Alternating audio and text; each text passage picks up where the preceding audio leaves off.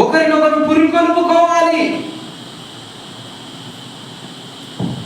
మానుకొనుచున్నారట కొందరు. ఏం చేయబడుతున్నారట? మానుకొనుచున్నారు అని దేవుని వాక్యం సెలవిస్తుంది. వారి యొక్క దేవుడు మనకెందుకు దేవుడు ఈ వాక్యం బయలుపరిచాడు? ఎందుకు దేవుడు వాక్యం బయలుపరుస్తున్నారంటే దేవుని సన్నిధి రాకుండా నేను లోకములో కలిసిపోవాలి అనేవారు ఉన్నారట మన మధ్యలో. అలాంటి వారికి దేవుని యొక్క వాక్యం దేవుడు బయలుపరిచాడు. కొందరు మానుకొనుచున్నారట, దేవుని సన్నిధికి రాకుండా, దేవుని చిత్తాన్ని జరిగించకుండా, మందిరానికి రాకుండా కొందరు మానుకొనుచున్నారట. కొందరు దేవుని సన్నిధికి రాకుండా దూరపరుస్తున్నారట. ఎవరి చేత దూరపరుస్తున్నారు? సాతాను చేతను, దుష్టుని చేతను, వారి యొక్క ఐక విచారాల చేతను, లోక సంబంధమైన స్నేహం చేతను దేవుని సన్నిధికి దూరస్తులుగా అవుతున్నారట. అట్టి వారి కోసం మనం ఏం చేయాలి? పురికొల్పాలి. మనం ఒక ఆలోచన కలిగి ఉండాలి. ఆ ఆలోచనయే పురికొల్పటము. పురికొల్పాలి. పురికొల్పకపోతే వారు ఏం చేయబడతారు? దూరపరచబడతారు. దేవునికి దూరపరుస్తారు, దేవుని సన్నిధికి దూరపరుచుకుంటారు. వారికి వారు లోక స్నేహం చేతను, లోక సంబంధమైన విచారణ చేతను, ఐక విచారణ చేతను, లోకములో శరీరాశ, నేత్రాశ, జీవపు డంబముల చేతను వారికి వారు దూరపరుచుకున్నారు. అలాంటి వారి కోసం దేవుడి మాటలు బయలుపరుస్తారు.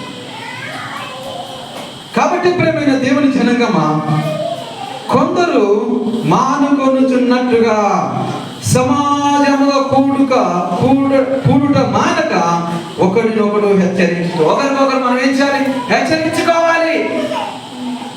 దేవుని యొక్క హెచ్చరిక వారికి తెలియపరచబడాలి. దేవుడు మన కుటుంబ జీవితం గురించి, మన వ్యక్తిగత జీవితం గురించి దేవుడు ఆలోచిస్తున్నాడు. మీరు పరలోక రాజ్యం చేయాలి.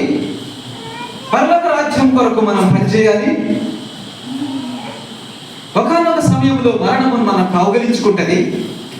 మరణము కౌగలించిన తర్వాత నిజమైన జీవితం ఏది, ఏది అబద్ధము, ఏది నిజము అని దేవుని సన్నిధిలోనే తెలియపరచబడుతుంది అని మనము ఒకరినొకరు పురికొల్పుకోవాలి. కన్నుల ముందు ఎందరో మన ఎందరో దూరం అవుతున్నారు. మనము కూడా ఒకనొక సమయంలో దూరం అవుతాము. భూమిని విడిచిపెట్టి వెళ్ళిపోతాం. కాబట్టి మనం ఏం చేయాలి? ఒకరికొకరు ఏం చేయాలి? పురికొల్పుకోవాలి. నిద్రావస్థలో ఉన్నాన్ని తట్టి లేపాలి. లే, ప్రార్థన చేద్దాం. లే, దేవుని సన్నిధి అనుభవిద్దాం. లే, కుటుంబ జీవితంలోను, వ్యక్తిగత జీవితంలోను, సంఘ జీవితంలోను ప్రార్థన చేద్దాం. ఒకరినొకరు పురికొల్పుకొని దేవుని సన్నిధికి వచ్చి ఇంకా సేవకుని ఇంకేం చేయాలి? మాకు ఈ మాటలు కావాలి, దేవుని సంగతులు ఇంకా మాకు బయలుపరచండి.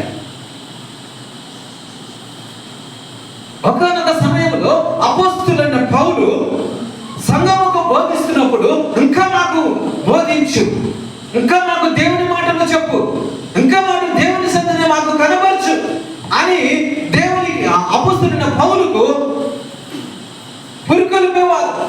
పౌలును ఇంకా చెప్పమని పురికొల్పేవారు దేవుని మాటలు కావాలని. ఇప్పుడున్నదా అలాంటి వాతావరణం? ఉందా? ఇప్పుడు అలాంటి వాతావరణం లేదు. ఈ దినాలు దేవుని రాకడ దినాలు. దేవుని ఎవరైతే ఇలాంటి వాతావరణం ఇంటిలో ఉంటుందో, ఇలాంటి వాతావరణము కుటుంబ జీవితం, వ్యక్తిగత జీవితంలో ఉంటుందో, అప్పుడే దేవుని రాకడ వచ్చేస్తాం. ఇంకా చక్కగా ఉన్నది ప్రపంచం మొత్తం, ఇంకా చక్కగా ఉన్నది సూర్యచంద్ర నక్షత్రం ఇంకా చక్కగా మనకు కనబడతాయి. ఇంకా బాగానే ఉన్నాం కదా, ఇంకా దేవుడు ఎందుకు కానీ మీరు అనుకున్న మరుక్షణము దేవుని రాకడ నీ జీవితంలోకి వచ్చేస్తుంది. ఏ జీవితం? దేవుని రాకడ జీవితం ఏంది? మరణం వచ్చేస్తుంది. మరణం వచ్చేస్తుంది. మరణం వచ్చిన తర్వాత మీరు చేసేది ఏమీ లేదు. దేవుని బిడ్డ ఆత్మీయంగా మరణిస్తాం. మనోనేత్రాలు ముయ్యబడతాయి. తెరిచినటువంటి మనోనేత్రాలు ముయ్యబడ్డాయి అంటే కథమిగా మీరు దేవుని యొక్క జ్ఞానం కోల్పోతారు.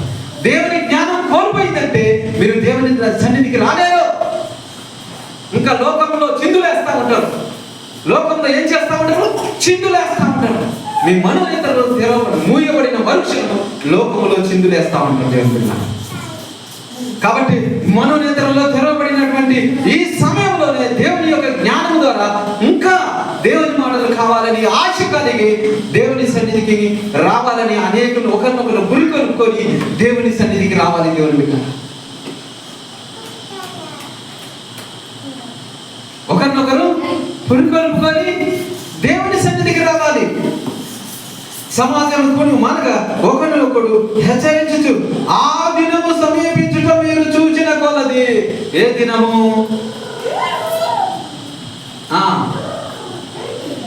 ఏ దినము? మరణ దినమైనా రావచ్చు, దేవుని రాకడ దినమైనా రావచ్చు. ఆ దినము సమీపించిన కొలది మనం ఏం చేయాలి?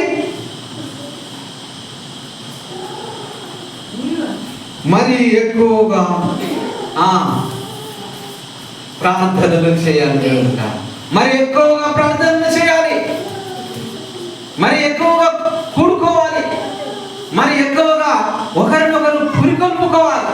మరి ఎక్కువగా దేవుని సన్నిధిని అనుభవించాలని ఆశ కలిగి దేవుని సన్నిధికి రావాలి.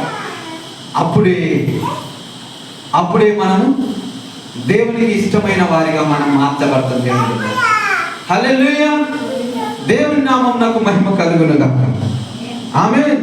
ఇంకా చదవండి. ప్రేమ చూపుటకును సత్కార్యములు చేయుటకును ఒకరినొకడు పురికొల్పవలెనని ఆలోచిస్తాము.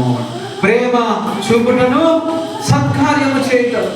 సత్కార్యములు అంటే మంచి కార్యాలు, దేవుని కార్యాలు. దేవుని కార్యాలే సత్కార్యాలు. ఈ లోక సంబంధమైన అన్నం పెట్టడాలు, మరొకటి పెట్టాలి సత్కార్యాలు కాదు. సత్యం అనగా మనోనేత్రాలు తెరవబడితే సత్యం అంటే ఏమిటో మీకు తెలవదు.